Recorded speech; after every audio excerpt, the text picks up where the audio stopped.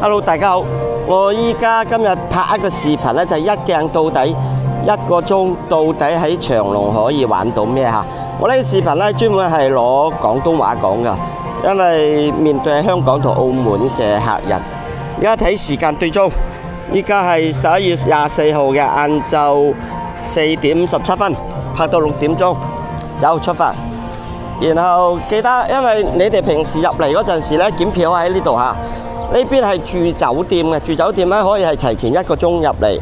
嗰邊係唔住酒店嘅，唔住酒店咧就10點鐘就入到嚟之後，然後咧我哋嘅右邊呢度咧就可以有嗰個輪椅或者 BB 車出租服務，你哋都可以出面租帶入嚟。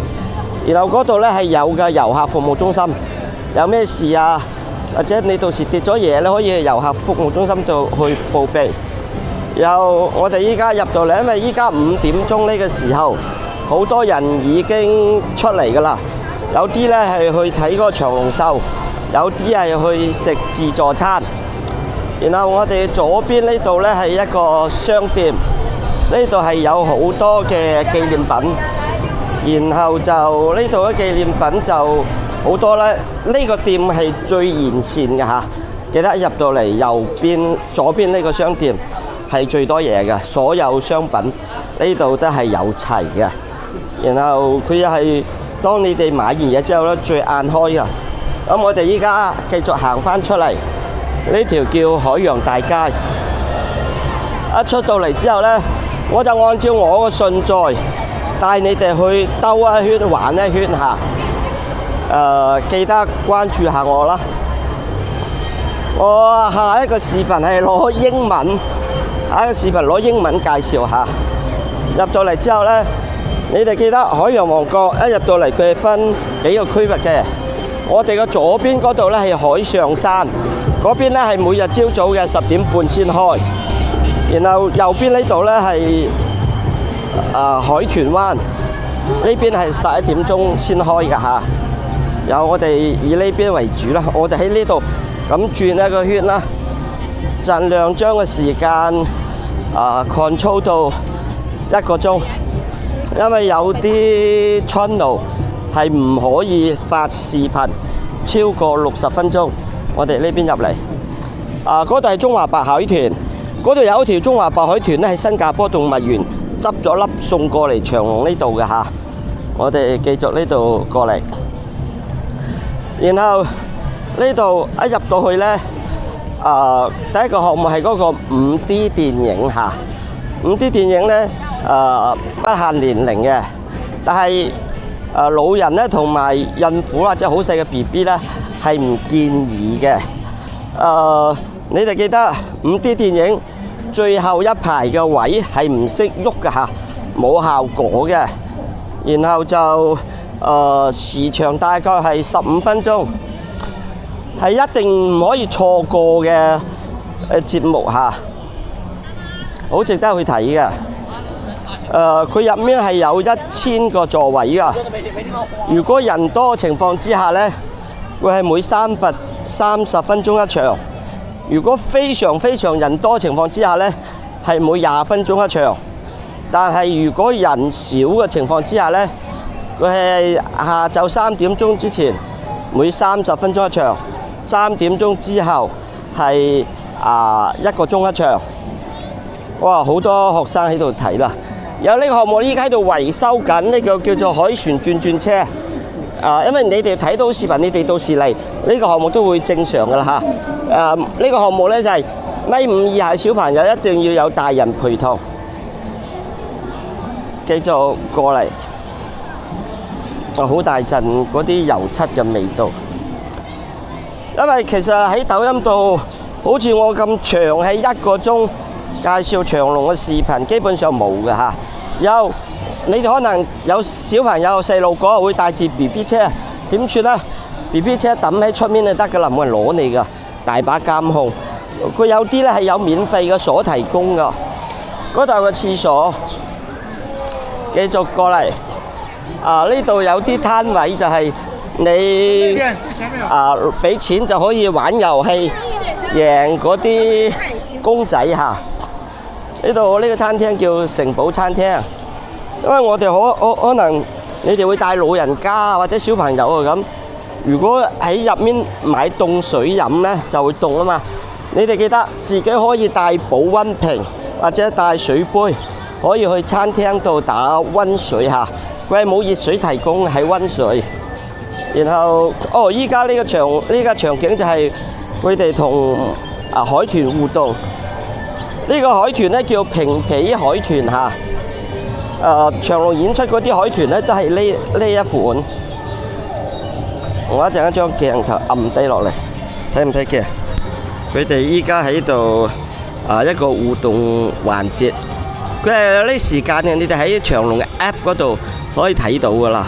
然後落面嗰度呢，因為佢依家上咗嚟，平時喺落面嗰度呢可以睇見海豚嘅互動嚇。咁睇唔睇㗎？呢啲叫唔係話呢啲叫斑海豚喎，唔係演出嗰啲嚇。呢啲就係太平洋白邊海豚、白邊海豚先啱。佢哋啲小朋友呢就喺飛船樂園嗰邊嚇。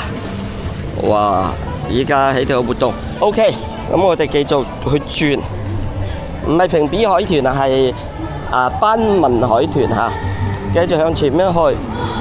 有上面呢個建築物呢，就係海豚劇場嚇。你哋喺長隆個旅遊 App 嗰度呢，佢會有每日嘅演出時間㗎。佢提前一日嘅夜晚9點鐘就會更新第二日嘅演出時間。呢個係海豚商店，你哋記得每一場演出呢係有10個名額可以同海豚合影嘅嚇。個價錢呢就係佢有2-3種價錢嘅，300幾到400幾㗎。但係嘅合影呢，佢有個原則㗎，小朋友呢係一定要超過1.1 米先可以嚇。今日有3場演出，12點、5點30、5點。繼續向前面去，呢個鐘數呢就遊客少咗好多啦，因為有好多去咗其他場啊咁。因為有啲係玩項目啦，有啲去食自助餐啦，有啲去睇馬戲啦咁。呢度有個叫做轉車，呢個水轉車要着水衣嘅。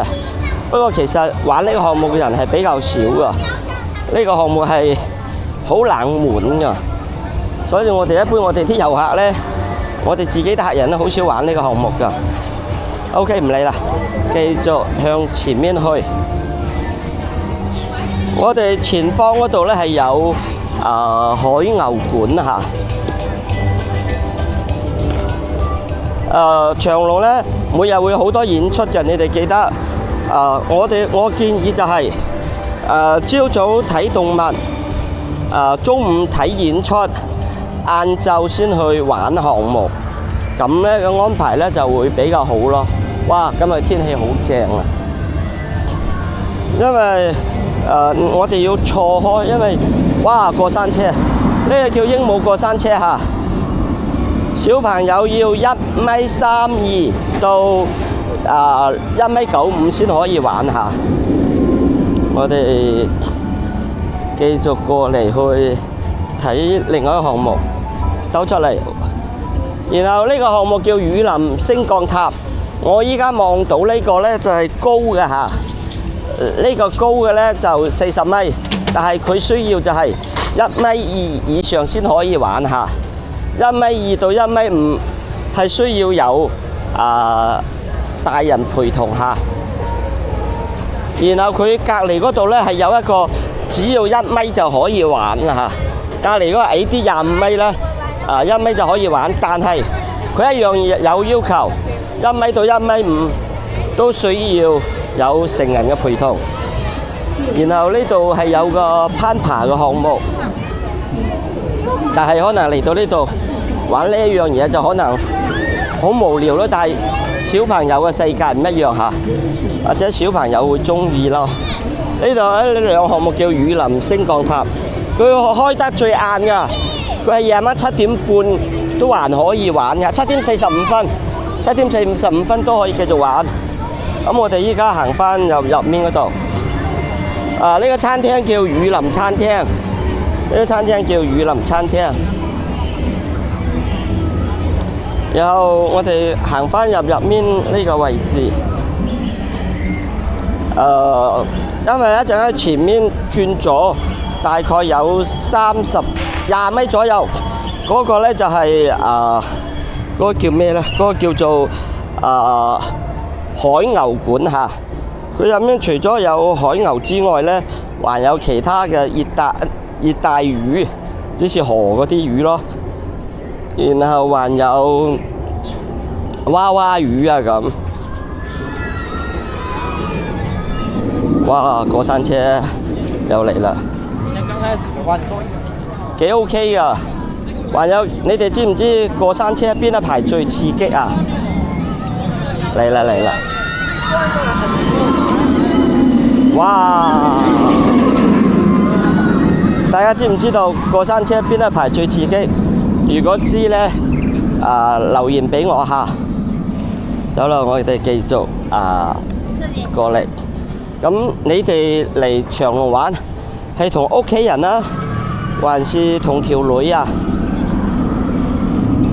又喺我上面呢度飛咯。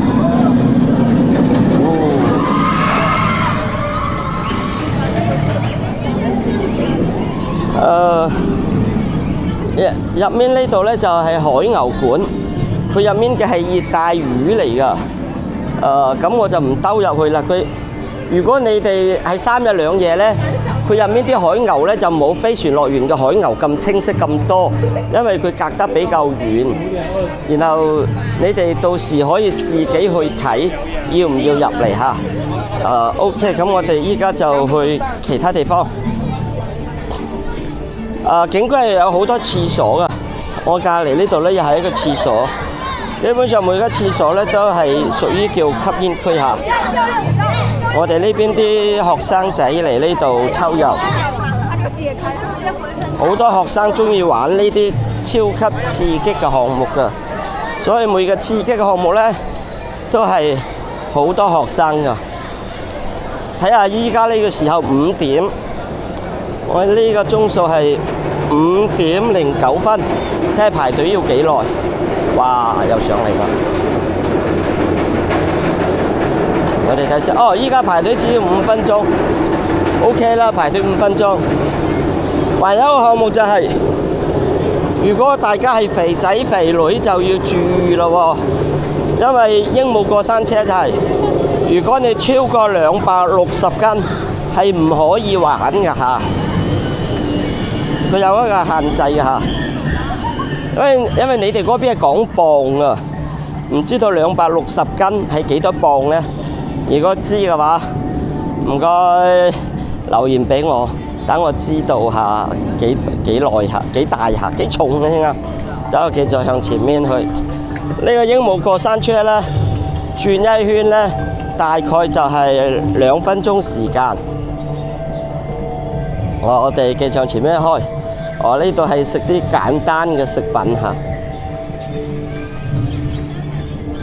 今日其實長隆嘅人數大概就12000人左右，唔算多㗎。一般星期5、星期6遊客先多，平均嘅遊客呢，星期5呢就2萬人，星期6呢大概就25000到3萬左右。繼續入嚟咯。我係一口氣帶大家轉一圈，然後中途唔停下，一個鏡頭一直影落去，咁就俾你哋睇到一樣係好真實嘅嘢嚇。因為我唔單止係呢個視頻會放國內國外嘅平台，所以唔可以爆粗咯。因為如果我淨係放腰嗰個平台呢，咩話都講得。繼續入嚟，然後呢個就係鯨鯊嚇，你記得就係鯨鯊係魚，佢唔係鯨嚇。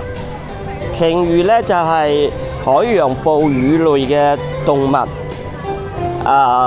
鯨鯊呢佢係海洋魚類。佢點區分佢哋呢？好簡單一樣嘢就係睇佢哋條尾。如果左右擺嚟擺去嗰啲呢，就係魚；如果條尾呢係上下浮動嘅呢，就係海洋哺乳類動物。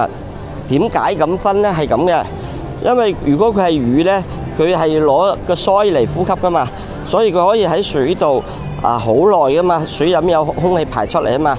如果海洋哺乳類動物，點解佢上下擺動呢？佢就好快咁游出水面，游出水面嗰陣時呢，佢就可以吸到空氣啊嘛。因為哺乳類嘅動物係攞肺嚟呼吸噶嘛，所以哺乳類動物係識講廢話噶，同等於你老細成日同你講廢話一樣，因為佢係用肺嚟講嘢噶。OK， 我哋依家入去睇視頻。因為每一個區入面都有嗰啲人又可以工作嘅，佢哋有卡片嘅，有卡片嗎？還有嗎？是誰要啊？我給我一張。我沒有。哦，你哋記得就係園區係有14張卡片嘅，就可以集一份禮物啦咁。咁如果你哋到時想要呢啲卡片地址咧，就去揾我。我哋繼續入嚟。呢度係有5項嘅健力士紀錄啦。最大嘅乜嘢啊？最大嘅乜嘢啊？最大乜嘢啊？咁咯。反正你哋都唔會睇噶啦。就我哋依家繼續入嚟嚇。停沙館依家溫度係有啲低㗎嚇。因為佢要保持一低溫。我哋依家望到嘅就係海鮮嚇，呢度有好多唔同嘅魚。呢度呢啲係細條嘅海洋魚類嚇。海洋啲魚咧，佢有個特色嘅，佢就係色彩比較鮮豔啊。佢嘅色彩係比較鮮豔一啲嘅。然後我一直會有一樣嘢就係。佢哋運氣好就喺呢度，如果佢哋運氣唔好就喺餐廳或者喺海鮮市場嚇。所以如果呢啲魚喺呢度係佢哋嘅運氣好。然後隔離呢度係人造啲珊瑚咯。如果你哋可能去飛船樂園咧，飛船樂園嗰邊啲珊瑚魚會更加多，嗰度有全球最大嘅室內珊瑚展缸，呢啲海葵啊咁各樣啲，走咯，繼續下一輪。呢啲魚係金股就比較普通咯，嗰啲金股魚。然後入到嚟嘅呢一邊，我哋呢邊望嘅咧就係嗰啲魔鬼魚，學名又叫鰩魚嚇。佢條尾咧係有毒刺㗎。呢個唔係佢隻眼嚟㗎嚇，佢眼喺背部㗎，所以有時有啲人唔知以為呢個係佢隻眼，入面有啲仲大條㗎。我哋繼續入嚟，你哋有冇上網查到長隆有啲好出名嘅影相點呢？呢個就係其中一個啦。但係平時每次排隊時間大概30到1個鐘，你哋睇下你哋有冇呢個時間去排隊咯。然後呢邊就係水母嚇，呢啲水母本身係冇顏色嘅，佢係燈光打出嚟嘅。咁呢邊話有海刺咯，呢個係指紋海刺，呢個咧就係指紋海刺，比較靚嘅。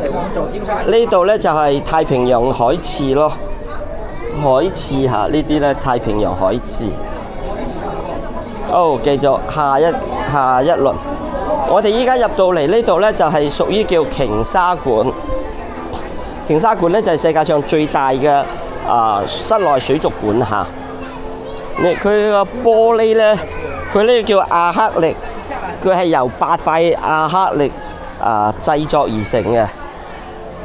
每一塊嘅厚度呢係65 cm， 你睇睇，好大塊嘅亞克力。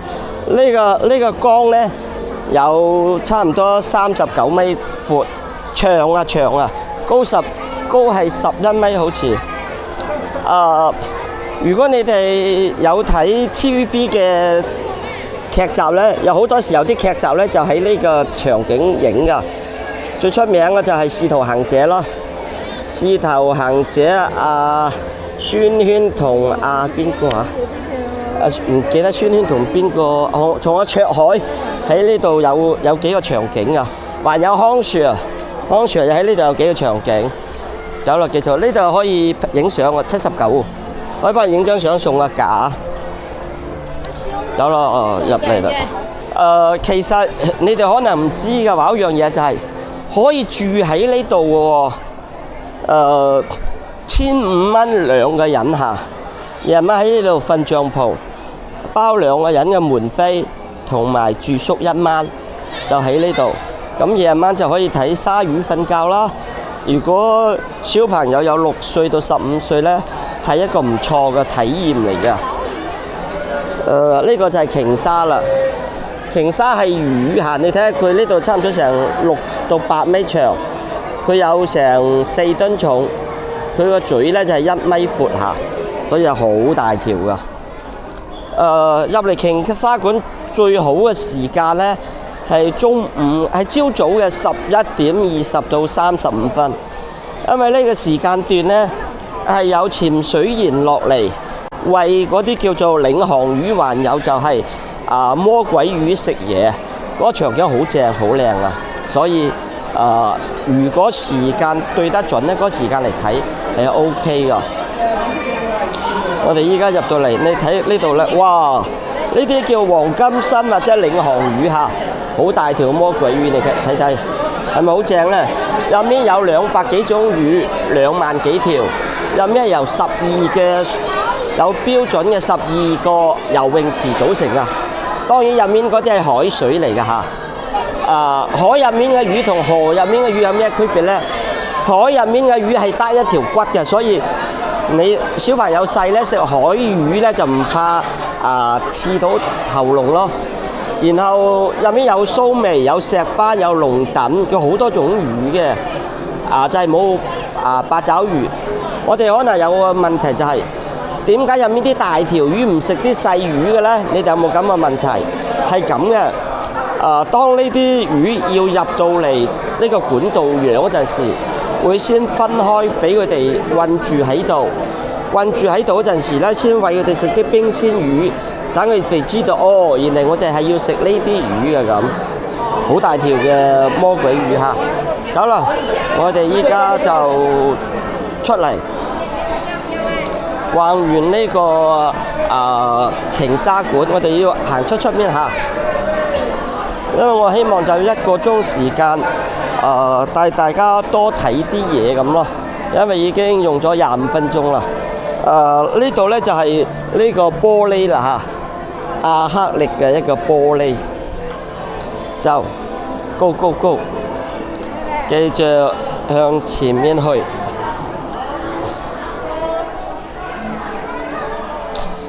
珠海長隆呢係有2個館嘅嚇。一個叫做海洋王國，一個叫飛船樂園。如果小朋友細啲呢，就可能飛船樂園會好啲咯，因為飛船樂園有好多嘢呢，就0.9米就可以玩啦。我哋依家睇見呢啲呢，叫做攞空線嚇，覺得就類似就鰻魚咁嘅咯。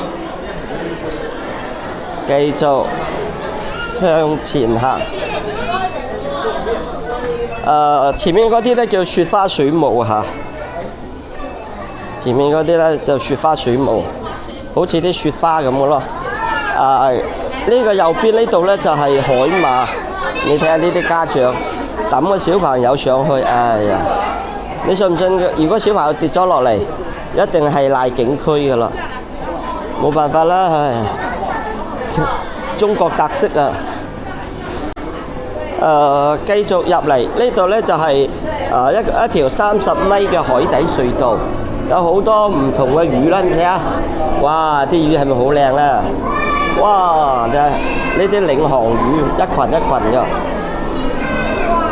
依家潛水員喺度擦玻璃。以前呢度話個項目呢，就係可以落嚟潛水嘅。以前呢度潛水貴喎，成2000蚊一個人1個鐘，仲唔包門票。但係後面就哇3條大石斑，哇打邊爐正啊！3條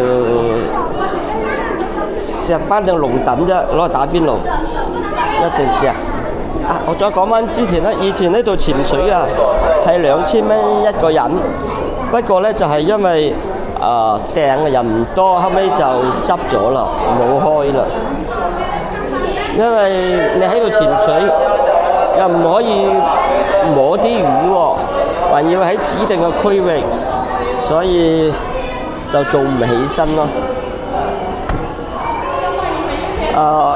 還有一樣嘢就係、如果大家捨得食嘢嘅呢，即是嚟一餐覺得冇咩問題啦。你記得呢度有個餐廳，呢個餐廳叫海底世界嚇，海底餐廳。呢個餐廳食嘢呢，我係比較值得推薦㗎。你哋如果到時嚟呢，自己可以入去睇睇。兩個人呢就係600蚊，有個兒童餐就係258。OK 嘅，你睇4個人呢就1300，兩人600幾啊，差唔多700蚊。好，我哋喺餐廳出嚟，出咗嚟之後呢，我哋嘅右邊又係一個呢個嘢呢，呢個項目呢叫做海底互動船。佢係坐一個軌道車去遊覽呢個海底世界。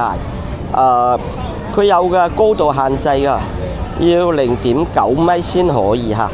佢全程一圈呢，大概就係10分鐘左右。我哋都會建議嚟嘅項目嚟嘅。繼續呢邊過嚟，我哋依邊呢邊過客。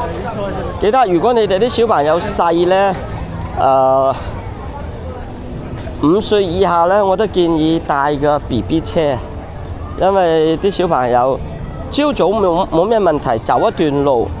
不過晏晝2點鐘之後呢，又眼瞓啊，又攰啊。如果你冇帶 BB 車啊，好麻煩㗎。我之前係真係見到有家長兩個嘢係因為抱 BB 嘅問題嘈起身。走啦，我哋繼續向前面前行下。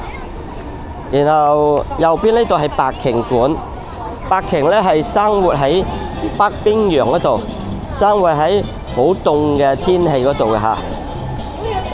白鯨呢，好似係如果人類呢係經聯合國批准嘅呢，就係因紐特人可以食白鯨，但係佢都係每年係有數量限制嘅。之後呢，就係北極熊同埋嗰個殺人鯨。呢兩樣動物呢都會食白鯨嘅嚇。我哋依家入嚟，呢個館係有啲凍嘅，所以如果帶小朋友比較細呢，建議呢就帶個外套咁咯。有幾個館會凍嘅，一個白鯨館，一個就係企鵝館，還有個北極熊館嚇。我哋依家兜入呢度，依家喺上面游，喺度游緊啊！睇下白雪雪嘅嚇，佢有1噸重，佢嘅脂肪係比較厚㗎，入面係有幾條㗎。其實咧加拿大嗰度話有20幾條嘅，加拿大寧願安樂死都唔送過嚟珠海長隆呢度，所以覺得點知人哋佢寧願安樂死都唔送過嚟。佢入面有好多條㗎嚇，就我哋繼續向前面行。啲白鯨佢哋依家入面個水溫咧，平均咧就14到15度之間，所以呢度咧都會比較凍嘅。每年都會有白鯨喺珠海長隆呢度出世㗎。走，我哋繼續向前面行下。大家有咩疑問呢？就隨時可以打出嚟，咁就可以同你哋做一個詳細嘅介紹。聽唔聽㗎？呢邊又係一個館區，佢有時有啲咧會游過嚟呢邊嘅，因為佢哋依家唔係發情期啊。之前發情期嗰陣時咧，佢哋條嘢咁起長啊，咁粗啊。因為之前我影過一次，但係嗰視頻唔知放咗去邊，佢哋露械啊！走，繼續向前面嚟。百瓊館呢度一出咗去呢，就係百瓊劇場嗰度呢，就係演出嘅啦。佢係每日嘅，佢場次呢，同嗰個海豚呢都係一樣啊，都係提前一日就會知道啊，都係根據嘅人數而變㗎。因為長隆呢邊咧有3大嘅劇場演出嚇，一個係海豚，一個就百瓊，還有一個咧就係海獅。我上次嗰個台灣客人咧，佢覺得海獅好睇過百瓊。我排名咧就係海豚、百瓊、海獅，我排名就係咁。呢度咧就係橫琴灣畔餐廳，又係快餐咯。呢個餐廳係有魚食嘅嚇。其他餐廳冇，佢係有魚有酸菜魚。繼續向前面呢度行。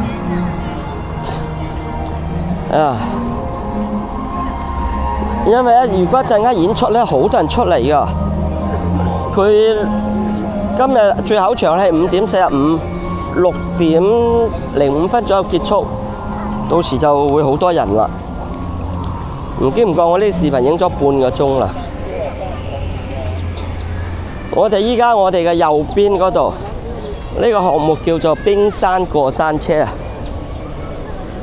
要着水衣嘅，你唔着其實問題都不大嘅，係淋濕身啫，一定濕下。我建議咧就唔好坐第一排同最後一排，因為呢兩排咧，你衝落嚟嗰陣時咧，佢啲水會濺上嚟，所以咧好容易濕腳。呢個項目咧就需要1.2米先可以玩下，1.2米到1.5米之間需要家長陪同。如果你有1.51米咧，係唔需要噶啦嚇。我哋要唔要睇一個兜落嚟啊？佢其實係咁嘅，喺呢個山後面嗰度咧，一上去轉2圈，再衝落嚟，呢邊再上去，再衝落嚟，就係咁一個過程。因為你哋之前睇我哋啲視頻咧，都會見到我之前陪啲客人玩呢個項目㗎。如果你哋需要我哋啲工作，我哋啲人帶你哋喺景區玩呢，可以請我哋嘅嚇。我哋有個叫嚮導計劃，就係帶住你哋喺景區玩。落嚟啦！哇！點解唔坐第一排呢？你睇一睇啊！有冇見到啊？第一排啲水咁會翻過去㗎，所以唔坐第一排就係咁一樣嘅原因嚇。哇！我哋繼續過嚟呢個餐廳咧，就係漢堡嚇，因為有啲人唔中意食飯㗎，要食薯條㗎，就嚟呢一間啦。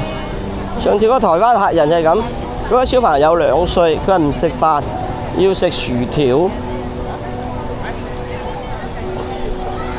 過咗呢個冰山過山車，我哋下一個項目北極熊館嚇。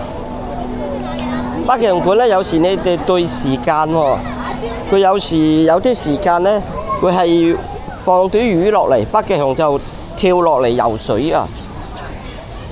睇時間咯，佢唔係每日都會跳噶，所以大家適當嘅時間會睇到好多唔同嘅嘢。我哋兜下入北極熊館先。哦，唔係北極熊，一陣先入，依家先入企鵝館先，因為企鵝館6點鐘關燈嚇。我哋入嚟先，因為佢要俾啲企鵝感受到佢喺南半球嘅時間啊，所以佢6點鐘去天黑嘅，南半球6點鐘天黑嚇。所以你哋記得一定要6點鐘之前去企鵝館嚇，唔係咧陣間關咗燈咧，黑掹掹咧，真係睇條毛咯。嗱聲入嚟先。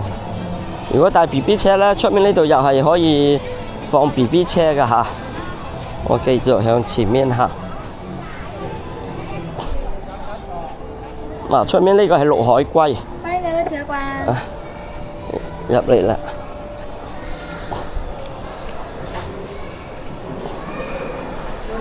你睇依家仲未關燈嚇。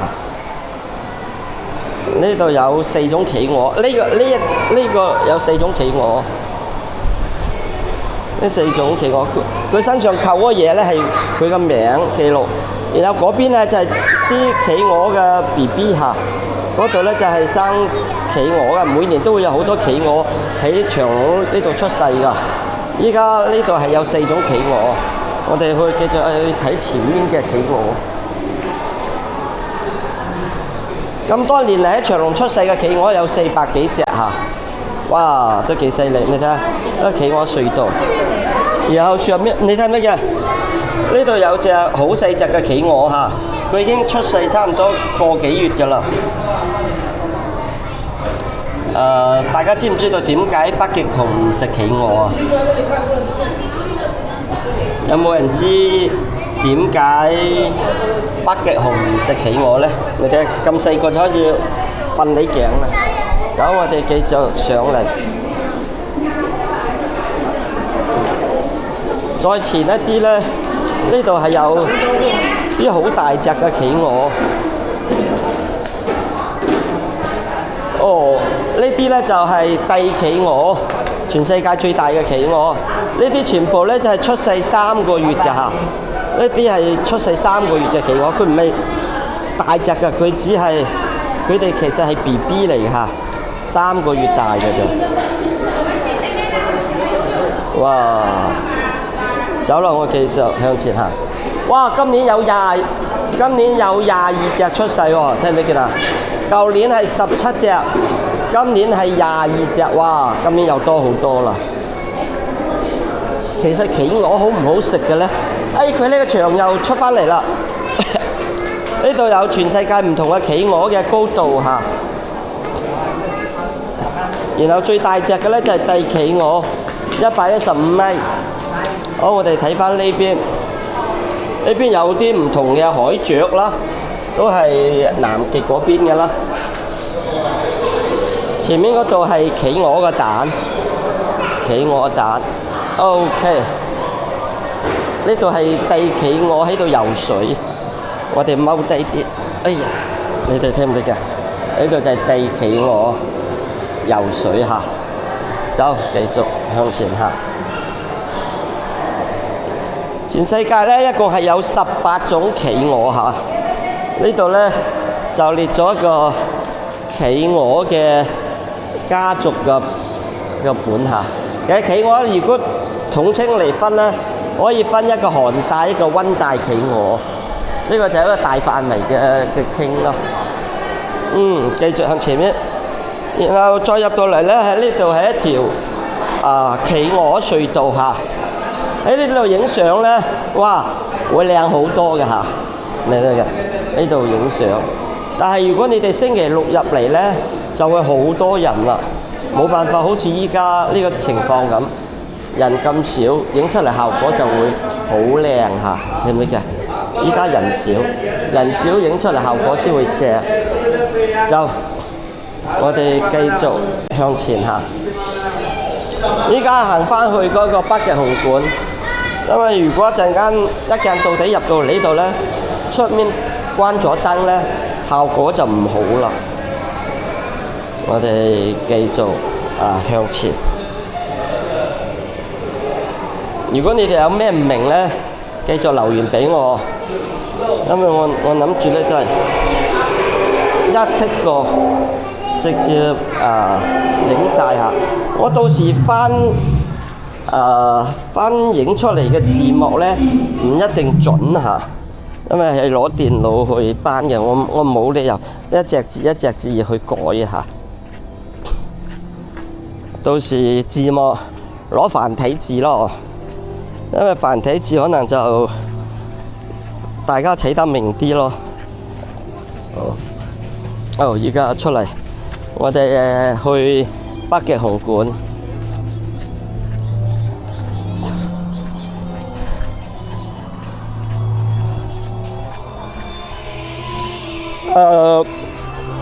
我呢個鏡頭帶住你哋玩呢，同你哋自己嚟玩呢，係完全唔一樣啊！因為你哋嚟呢，就係每個項目，還有會詳細去睇下啦，機動遊戲又要睇啦，演出項目又睇啦。我依家純粹呢個視頻就係帶大家去兜一圈，走馬觀花咁一個場景下。嗰個項目叫極地轉轉杯，我最憎玩嘅就係嗰個項目啦。唉，轉到人都暈，因為如果佢上面有嘢㗎，你擰得快咧，佢就搖得仲快，搖到條命都冇啊。OK， 我哋依家出嚟，依家左邊嘅地方。我哋依家出嚟先，我哋依家左邊呢度就睇北極熊下。北極熊呢就係陸地上最大嘅肉食動物下。依家睇緊呢個係叫棕熊，隔離話好隻。然後你哋會唔會係好奇怪就係？動物佢哋唔使冬眠嘅咩？係咪先？佢哋都冇冬眠過。呢邊又有。之前我開直播嗰陣時咧，兩隻熊咧喺我哋面前度，一又一。我第一次見佢哋嘅姿勢同啲狗嘅姿勢一樣。然後右邊呢度睇嘅就係北極狼啦嚇。呢度就係北極嘅狼，呢度有兩隻嘅北極狼。前面呢個館呢就係北極熊啦。你哋知道，如果有人去餵魚嘅情況之下呢，你睇落面睇就好正啊！依家時間唔啱啊，時間啱呢，如果帶自己小朋友嚟呢，真係好正。啲北極熊潛落去游水。佢哋依家就喺上面呢度行嚟行去啦。海洋王國呢度呢係有兩隻北極熊㗎嚇，一隻女嘅，一隻男嘅。平時如果有餵魚陣時呢，抌啲魚落去，佢就跳落面水，喺落面嗰度睇呢就好清啦。時間唔啱咯。OK， 我哋依家繼續向前面行。北極熊咧，如果佢企起身咧，有2米高㗎，2米高打籃球都得啦。然後呢邊呢啲就係北極嘅狐狸啦，北極狐狸白雪雪㗎。我睇呢度有幾隻嘅，2隻、5隻，呢度有5隻北極熊。哇，睇到啊？咩5隻北極狐狸？你睇唔睇呢個北極熊嚇？哇！雪橇。依家呢度地方叫雪橇嚇，你睇。變成假了。我哋低啲睇唔睇嘅雪橇？你哋有冇睇《哈利波特》啊？《哈利波特》咁就有呢個嘢啦嚇。OK， 我哋繼續向前行下。好似喺嗰個芬蘭，還有挪威、冰島嗰啲地方，都係有北極熊嘅。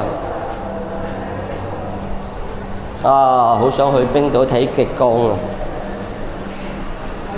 睇下鐘數先，依家就5點41分。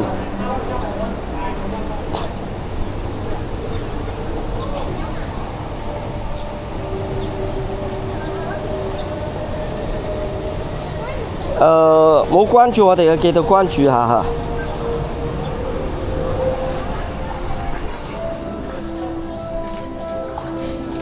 繼續向前面去睇，你睇咩嘅？依家呢個呢又係廁所啦，所以景區呢度呢係廁所係比較多嘅。話一樣嘢呢就係景區呢度影相呢係唔可以開閃光燈㗎嚇，大家記得呢樣嘢嚇。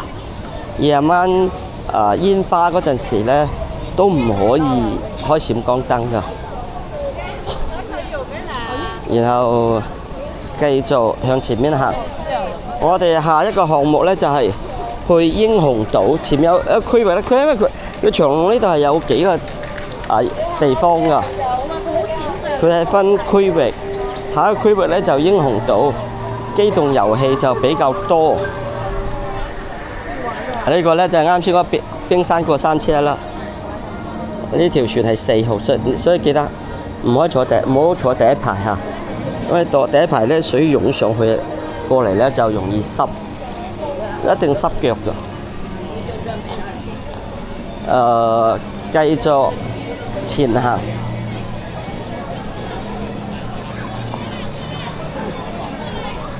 我喺長隆直播已經有6年啦，喺長隆呢度播長隆差唔多6年時間啦，所以對景區各個地方都比較了如指掌下，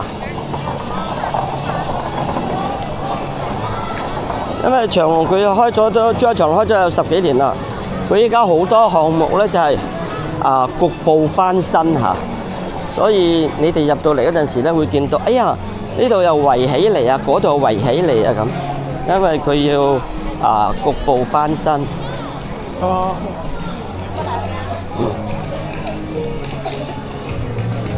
前面呢個英雄島呢，佢有幾個項目玩咯。當然佢話會英雄餐廳嚇。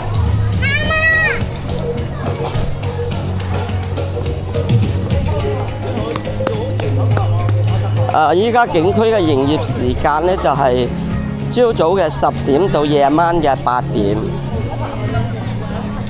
我哋啱先係冇入海牛館㗎嚇。你哋下次嚟嗰陣時呢，就補翻咯。呢個項目叫做海怪塔，就係坐上去，轉上去又轉翻落嚟。1米高嘅小朋友都可以玩噶啦。所有項目咧都係有身高限制嘅嚇。嗰個叫企鵝過山車，又係1米到1.5米咧，要小朋友要大人帶住玩。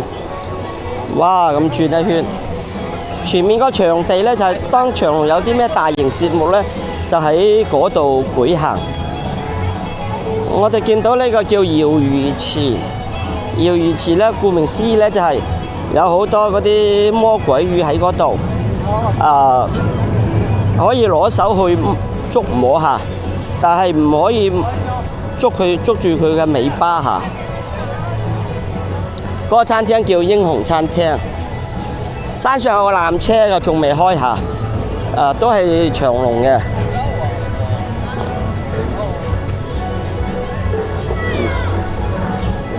依家前面呢個項目係叫碰碰樂，實際上咧就係碰碰車咯。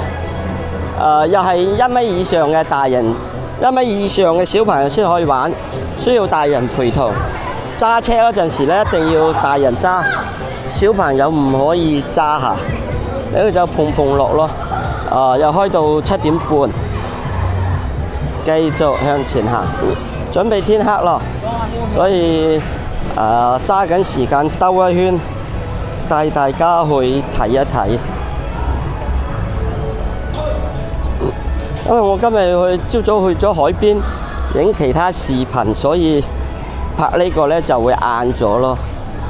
差唔多啦，帶你哋去簡單兜一圈。如果效果好嘅呢，我到時我整一個2個鐘版本，整個2個鐘或者整個3個鐘嘅版本嚇。入面嗰度係海鳥世界，海鳥世界呢有海龜、有水豚、有鳥，還有海豹睇嘅嚇喺入面。嗰度話有個小朋友玩嘅過山車叫做叢林過山車，所以中意雀仔嘅、中意烏龜嘅、中意海龜嘅，係可以行入去睇。繼續右邊行。我哋依家嘅右邊呢個建築物，佢係海獅劇場，有海獅演出㗎。海獅嘅演出呢，佢會比海豚或者白鯨始終係多一場㗎嚇。海獅演出嗰度咧，除咗海獅，還有海象㗎嚇。個海象呢，就係做嗰個仰臥起坐。然後呢邊左邊嘅項目呢，就係海盜船，咁360度轉啊轉啊，反嚟反去啊咁。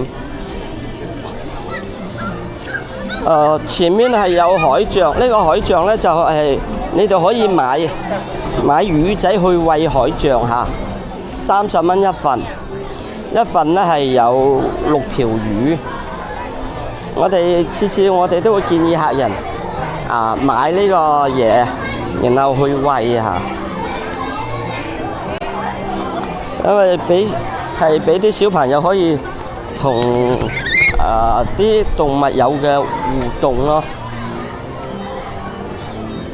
我哋轉過嚟先，因為要轉一圈，唔係一陣間就晏咗啦。呢個有個叫森林研修所，好多時咧長隆會攞啲出生嘅動物咧，就喺呢度同啲小朋友有個互動交流啊咁。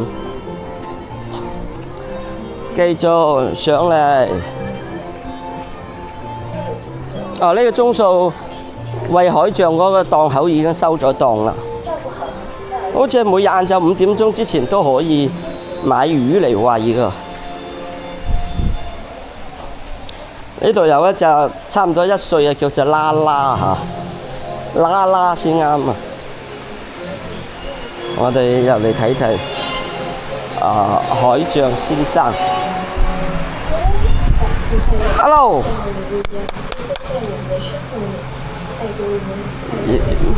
佢哋有時會拍水噶，佢哋有2隻好大隻嘅牙。北極熊都打唔過佢哋啊！你哋有冇刷到啲視頻啊？北極熊都唔夠膽惹佢哋。嗰個係海豹嚇。Hello， 哎呀，唔知叫咩名？你睇下嗰個幾眼皮咧，翹隻腳喺度。呢個海象嚇，走，我哋繼續向前面行。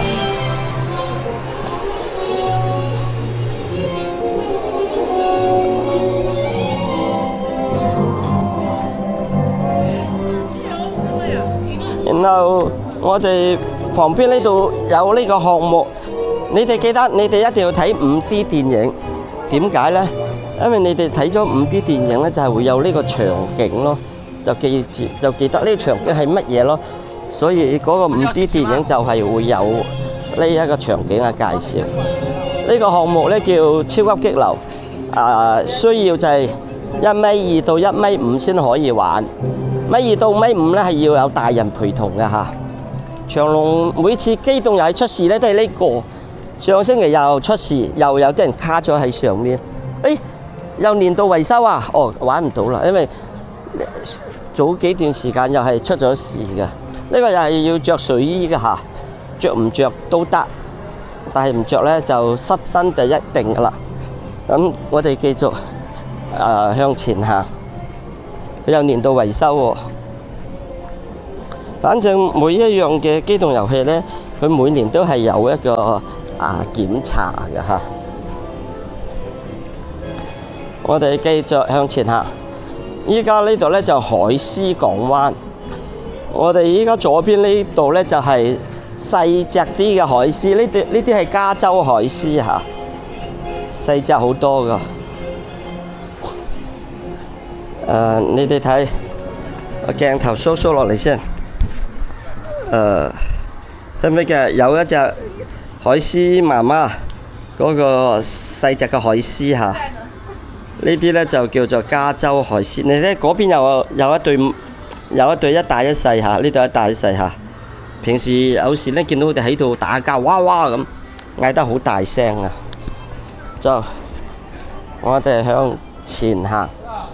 呢個係細隻啲海獅㗎，咁我哋一陣間，我哋依家前面見到呢啲呢，呢啲大隻好多嘅呢，呢啲呢就叫做南美海獅啦。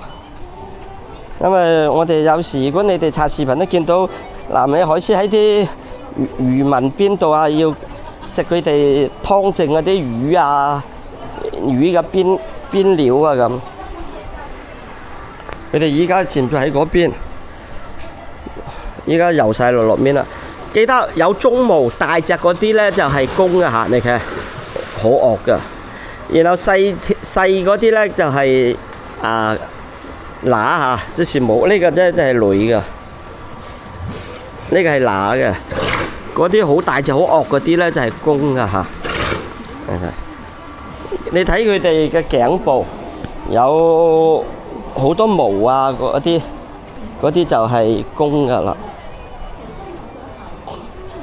我已經海洋國呢，基本上轉咗一圈啦